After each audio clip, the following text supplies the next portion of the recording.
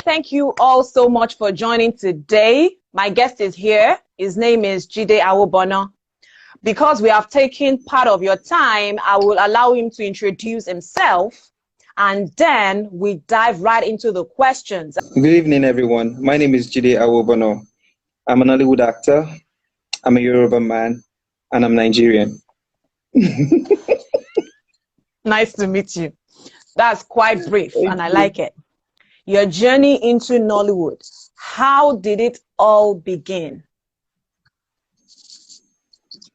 Well, my journey in Nollywood began almost 2 decades now. It started when I was trying to get admission into the university. Yeah, I don't really like saying this because I don't believe it. I believe that it's not how far, but how well. That's one of my philosophies in life. So this is not something I really enjoy talking about. But then when they ask you, I can't lie. I have to tell people. I have to make it known that I've been there for almost 2 decades now. You understand? So I started with a Jovis Perfection Press. That's a training center somewhere in Surulere. And at Jovis Perfection Press, we don't only train people how to act, they were also training us on how to do presentations and all that, because they were in affiliation with an NGO, Global Association for War Against AIDS. So one of the things we used to do then was sensitize and create awareness about HIV and AIDS. I can remember we made a movie then. We made a movie, we took around all the schools then, and we used to sell magazines to them. So in the evening, we get back to the rehearsal center, we train and all that. Then there was nothing like Instagram, Facebook, all this. There was no other means of getting information rather than you going out, meeting other actors or trainees as well. So it was one of the training days I got the information about Wale Adenuga's production audition. I went for the audition, not even knowing it was postponed. So I missed that first one. Not that I missed it, I went there without knowing it was postponed. So my father told me, no, it means something good is going to come out of this. Go again. So I went on the other slated day. So when I got there, I was auditioned, and the third day or thereabouts, I got a notification that I passed the audition. So I got one of the major roles then. I'm talking about 2003. So I got the role of Michael in that series of Super Story then, Last Honor. That was how the journey started for me, professionally. Professionally. Great. Interesting. Yeah. May I ask if you actually studied anything related to in the arts? It was a training for actors. It was a training center for actors. It's not like a school. It's not like a university or... Okay. Probably. And I even heard Motola Jalade, she went there at some point. I heard when we got there, we heard that, Motola Jalade went there at some point and stuff. But I studied mass communication in school. Even while I was in school, I was still doing some stage presentations, going for some rehearsals and all that. You know, that's it. Awesome. Professionally and otherwise, you said 2 decades. What has been your greatest challenge navigating through the industry? Well, I always find it very difficult answering these questions because for me, I believe challenges are part of what makes you successful. You understand? Yes. So anytime I'm going through any challenges, it's that moment. It's just for that moment. Once I scale through and move on to the next stage, I forget. Do you understand? And right now, tomorrow, right now I'm facing a challenge right now. The challenge that I'm not any salary or any income elsewhere because of the pandemic. So it's one of the challenges we face. You understand? So there are several challenges, but we face it as it comes. There's several challenges, but we face it as it comes and we move on to the next stage. Okay, thank you for that answer. Yes, I quite understand the situation of things, and we can only hope for the best, you know, and keep hoping even as the day goes by. Being a younger actor, I know you are not young, so that's why I gave you a preface before starting. I'm young. Okay, being a younger actor, has there been any time you've had to voice your opinion about something? Several times. Like Nollywood related now. Has there been any time you've had to like stand your ground and, you know, make your voice heard? Maybe not I've done that before. I've done that. Maybe not 100% openly. You understand? Because you have to be very careful. This is the industry that you have to be very careful whatever you say, whatever you do, because I have no other source of income. So if you really want to throw stones, you have to be really careful how you throw your stones. You understand? So you can actually go through some people, some elderly ones, you channel your complaints or your issues or your anything you want to talk about to some right people. But I don't think there's ever been any time I openly, I say things indirectly sometimes. You sometimes you talk parables without having to hit the nail on the head 100%. You understand? Sometimes I do that on my social media, but when I have to really hit the nail on the head, I don't make it so open, because it's like you washing your dirty linen publicly. Do you understand? And not everyone will understand this because you're not only passing a message to those involved. A lot of people will misinterpret what you're trying to say, like the fans, the audience, and the likes. You understand? So you don't really have to come out to really voice your opinion before you can be heard. I agree with you. Because for the few number of guests that I've brought on here and have interaction with, even outside of this series, I get what you're saying. So we don't have to go further. Okay. My next question is about how you're carving your own path. How are you carving the path you're on? Some faces, especially in the new faces and upcoming faces of artists, that makes me want to like still believe that I can keep watching Yoruba movies. Well, really, I believe in anything you're doing in life, you should always learn to carve a niche for yourself and be unique, be outstanding, be different. Do you understand? One, I want to appreciate the fact that, well, all thanks to God, all thanks to my parents and my guardians for giving me a good education to start with. You understand? One, education is very key. You understand? The education is key. You understand? The training I had is also key. Then my own understanding about life generally, that whatever you're doing, you have to, ordinary TikTok video, if I want to make it, I take it serious, even if I'm using my phone. Whatever you're doing, just do it with all level of seriousness. I always like to make a statement and to be different. I don't like doing the regular things. I like to be seen differently. I think that's one niche I've been able to carve rather for myself.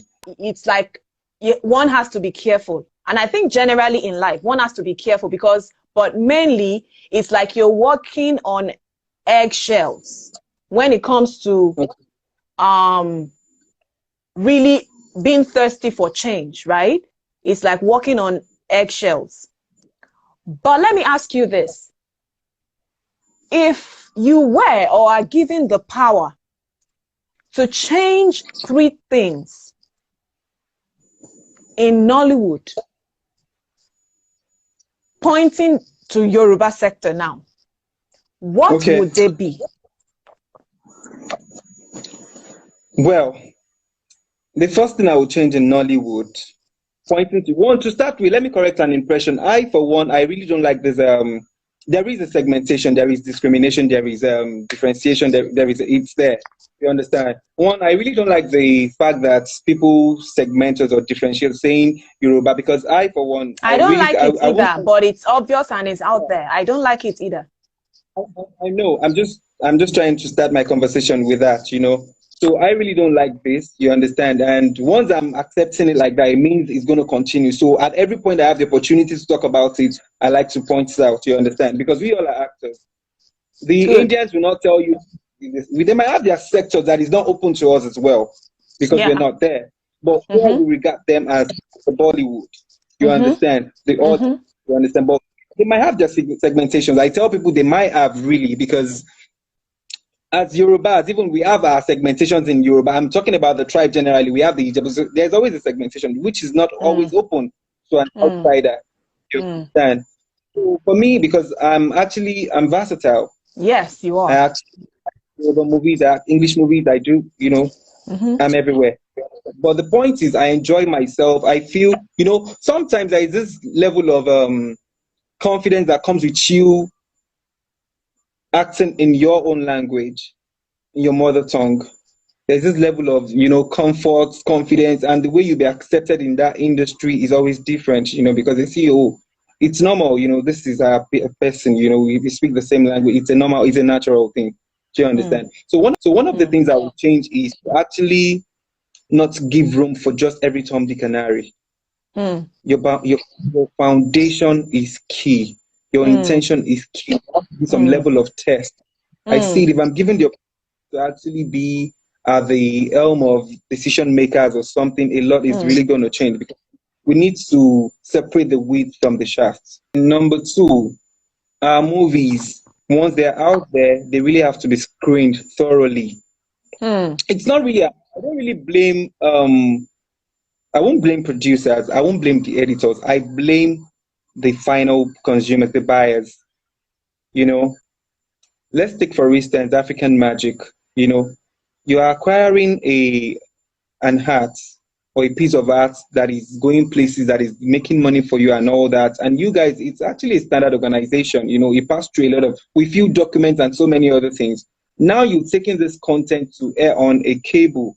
You understand? You want to tell me you didn't actually see some blunders? I'm not talking about the storyline. I'm not talking about that, because I don't condemn storylines. But there's some basic things. Now I'm talking about the subtitling, because people slap me a lot in the, you know, it's all sort of comments, and you know the way they talk about subtitling. It's embarrassing. You understand? It's embarrassing because I'm a part of them in a way. But I feel like, okay, fine. Even if the editor is not very good, or probably because you can't give what you don't have. Exactly. Most of these guys are not really that. You know, they can't be deliberately making those blunders. They can't deliberately make. They feel like they're doing the right thing. Till today, some people speak the kind of Jennifer's English for real. The only thing is because it's a TV. I'm serious. The point is, it's TV. It has to be a little exaggerated, but people speak Jennifer's kind of English in real life. There's so many people like that. I never went to school, but they still speak. You still see some level of exposure in them.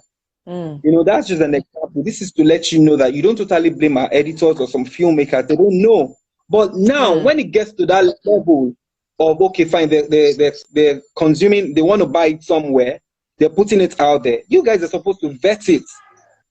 You know, if it will take you to take the pain of re-editing or rewriting or re-subtitling, it doesn't cost you anything before you put it out there for people to watch. We have some Igbos, we have some, you know, non-Yoruba speaking people who enjoy our stories, because I have to tell you the truth, Yorubas have beautiful stories. They have fantastic stories. There is a school of thought that actually believes in you can use anything to tell a story as long as it's believable. Do you understand? So that's another thing I'm going to look into. The third one is to actually work on how to work on our remunerations, how we can always all smile to the bank, and how we can have a structure where all actors will have pensions, something you can fall back on. I really love that last statement. But everything you mentioned is like you are mirroring my mind. You are mirroring what Nolly Reviews actually stands for. Even though I've given up, even though I've given up on talking about subtitles, I've so given up on it, because it seems the more I talk about it, you know, it gets worse. Like, I'm not really seeing that improvement. There was actually a day I saw a movie by Iya Ereko, and God is my witness. If I'm rating the subtitling, I'll give it a 95%. Just immediately after that, I watched a movie by another producer, a younger producer within our age range that I will not mention, and I was disappointed. I was really disappointed. But that's that about that. But I really appreciate the sincere, you know, the answers you gave. There are actually things that need to really change, you know. If only the elders, you know, will allow we youngsters, you know, to say a few things and probably just borrow from the things we say. But I can read the comments. Yeah, reading the comments. Okay. Yeah. So let me ask you, while we wait for the questions to start rolling in, How do you intend to be different and create an impact? I'm already different. I'm already creating impact. A number of people, there are lots of people looking onto you like as a model, especially for those that will be like, I want to start acting. How do I begin to act? How do I do this? So like in your own little way, how are you? Okay, so if you're already doing it, how are you doing it? In terms of reach, how am I doing it? Well, thank God for God. Then my mindset. Then that's it. God and mindset. That's what keeps me on the go. It keeps me rolling. So let's go to movies that you will love to act in and those that you probably say I'm not available for this movie. Has there been any time like that? Well, the unfortunate thing about our industry here is sometimes you don't really have a picture of the kind of movie you're doing until you get to the set.